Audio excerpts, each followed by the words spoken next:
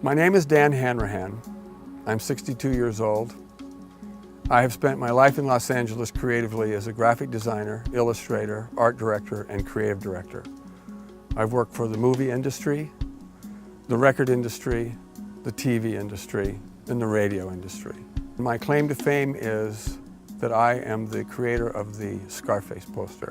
My advice for anybody around the world that wants to live and work in Los Angeles is be in Los Angeles.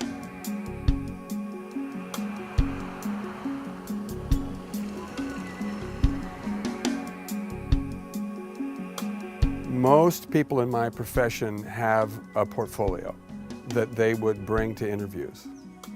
That, of course, is a large part of it being a visual science, graphic design, art, but it's not the whole thing. The thing that I'm looking for in an artistic talent is the ability to communicate not only visually but verbally, and a sense of freedom about that. That they're not locked into any little kind of thing necessarily, that they have a broad range, and that they're fearless. When I started out, I'd mentioned that I had this portfolio full of nude women and stuff, man. It was a life class in college drawing. And I had no relevance. None of my work had relevance at all. It didn't have any relevance to anything that was being done in the agency. And yet what they saw in me was ability. Certainly I could show that with the work that I had, but this just insane drive to want to learn and to absorb. I was like a sponge, a dry sponge ready to be wet down with whatever it is they had to show me. And then I would take that and run with that, and they got that. They got that right away. I was hired in a day. There's Art Center here in Los Angeles, and those kids come out of Art Center and they have portfolios that are better than anything I did after 35 years of being in the industry. In the sense that it's technical, it's right, the arrow shoots right at the center of the target, it's right what art directors and creative people want to see exactly. It's far more important to be enthusiastic about what you do or don't have. And it's far more important to be present to the process of what it is that you want to do. Like, I really want to do this. The creative process is to open your head up to the universe, really, and go up there and find something to grab a hold of and bring down and throw on a piece of paper. Hey, let's look at this. That's true creative. There is no management in that part. That's why it's important to give creatives that space to be able to go off and do that. The management happens when it comes down and it's on the planet then.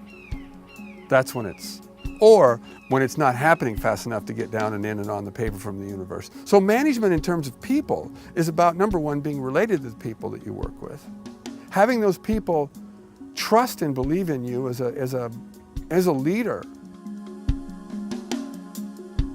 There is no formula for how somebody out there gets from there outside, looking in, to being in and warmed by the fire. It's my experience for years and years and years is that people may flounder for a while, but they'll always get in somewhere. They'll always find a place. Tenacity is very important.